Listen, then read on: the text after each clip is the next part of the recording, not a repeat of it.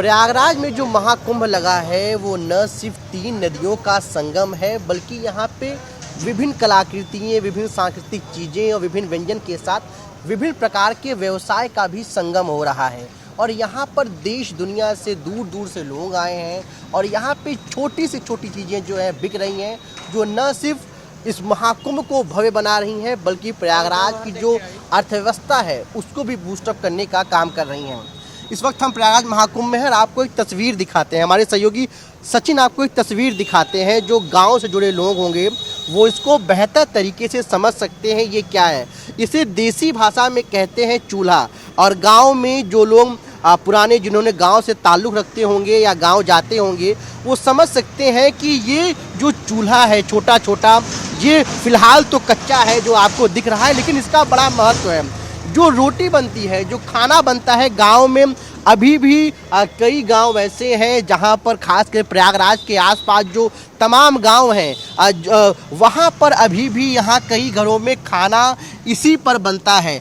कई घरों में गैस है, उसके बावजूद जो लोग हैं वो इस चूल्हे की बनी रोटी को खाना पसंद करते हैं। और ये डॉक्टरों का भी कहना है कि ये स्वास्थ्य के लिए जो है लाभकारी है, इसका स्वाद भी बहुत बढ़िया है। तस्वीरों में आप देख रहे हैं किस प्रकार से चूल्हा रखा हुआ है, कुछ कच्चे हैं कुछ पके हैं। और इन चूल्हों की अगर आपसे हम बात करें तो ये चूल्हे, ये जो पूरा महाकुंभ लगा है 45 दिनों का, इस महाकुंभ में जो कल्पवासी आते हैं, जो यहाँ पे लगभग 1.25 महीने रहेंगे, तो उनको एक वक्त ही खाना खाना होता है। तो जो कल्पवासी हैं, जो श्रद्धालु आए हैं यहाँ पर, वो इसी चूल्हे पर अपना एक वक्त का खाना बनाते हैं, चाय पानी बनाते हैं, आप गर्म पानी करते हैं। और ये जिस जगह पे हम खड़े हैं यहाँ पे जो बना रहे हैं इस पूरे चूल्हे को, ये इलाहाबाद के निवासी हैं और कई पीढ़ियों से इनका जो परिवार है वो इस चूल्हे के व्यवसाय में लगा है। आप देख सकते हैं कि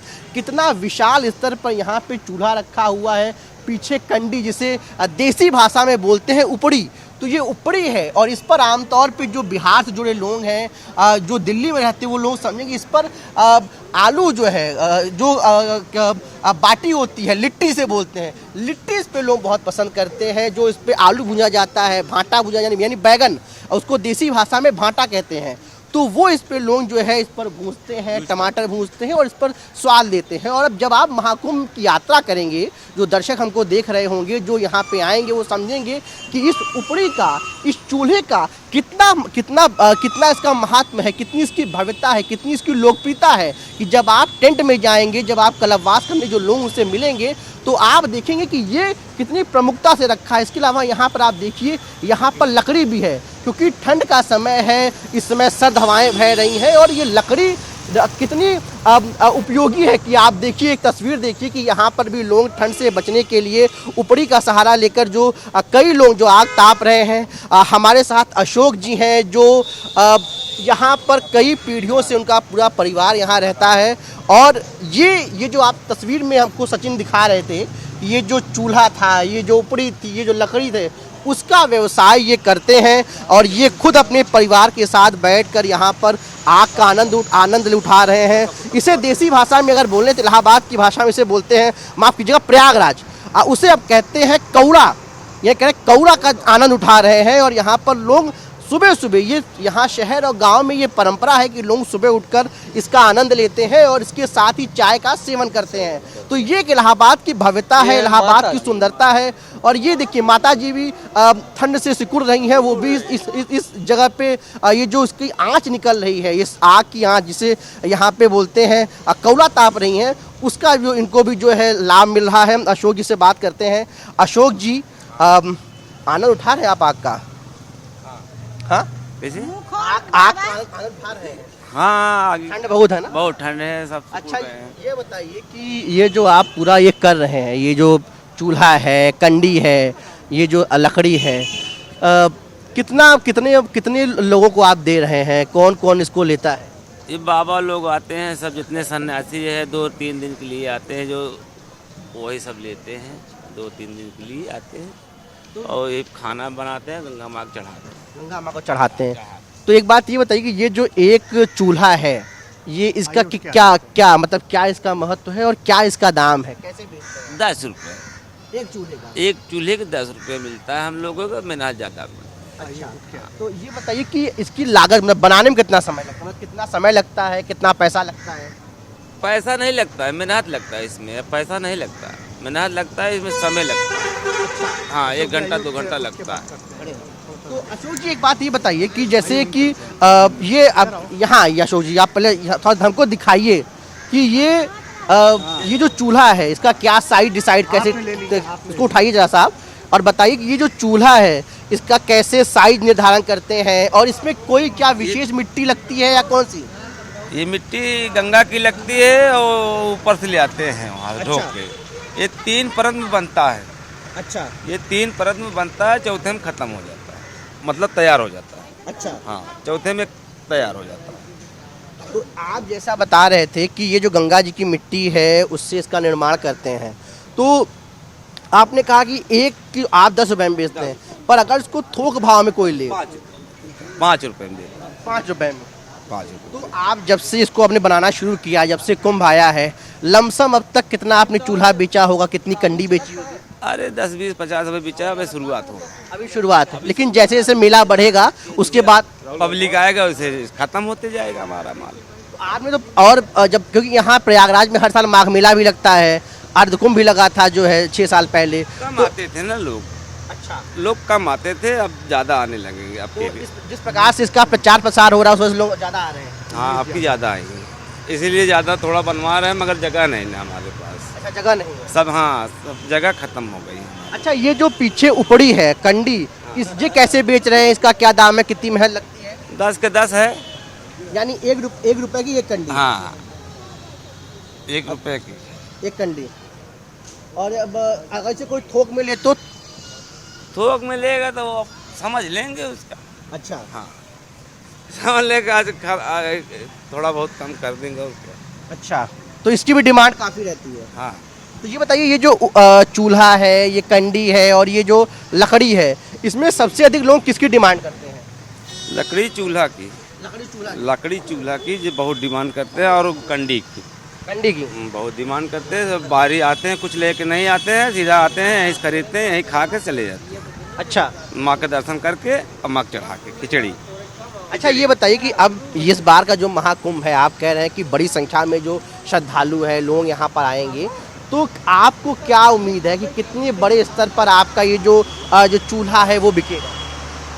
अरे बिक जाए 15-20 तक, ऐसा लग रहा है। अच्छा, ज़्यादा नहीं बेचेगा। अच्छा, ये सब ये जब ये पूरा मेला चलता है तभी इसकी डिमांड ज़्यादा है या आम दिनों में भी इसकी यहाँ आम डिमांड? दिनों में नहीं होता, मेला ही, सिर्फ मेला में ही डिमांड रहता है, उसके बाद कम रहता है। अच्छा, हाँ, तब कोई आ ही नहीं रहा है, सब सीधा आएंगे घर चले जाते हैं। मेले के बाद क्या करते हैं?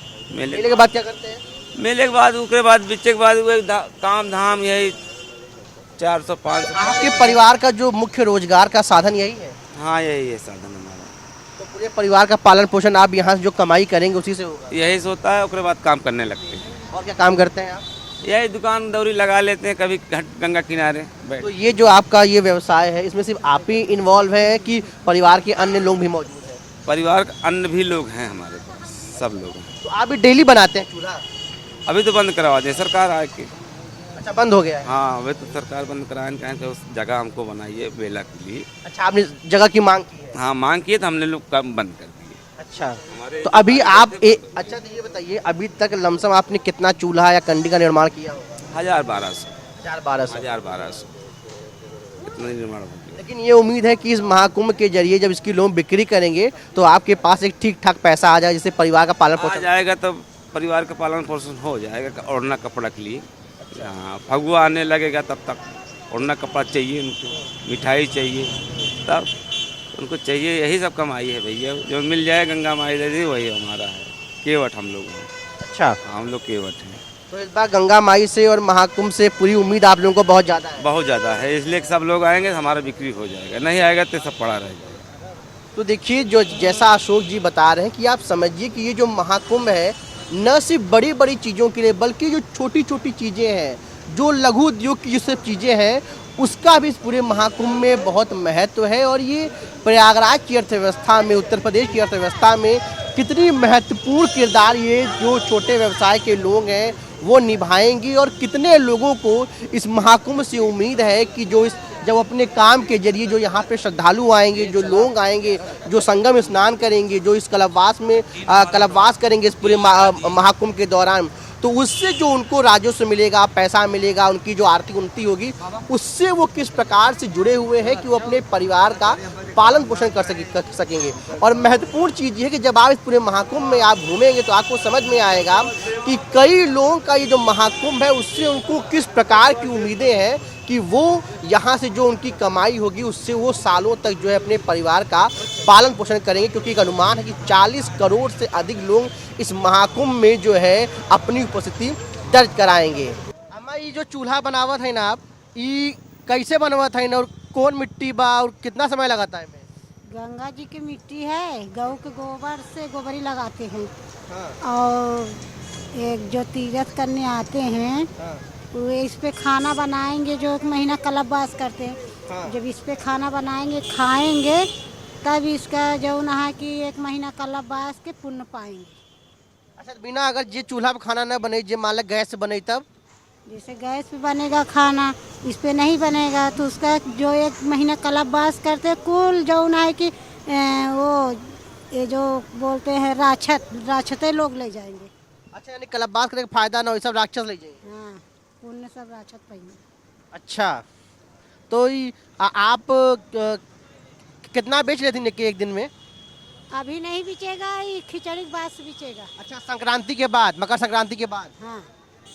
अच्छा, तो आप अकेले इसमें हैं या और लोग भी है परिवार के इसमें शामिल? नहीं, हम अकेले हैं। अकेले।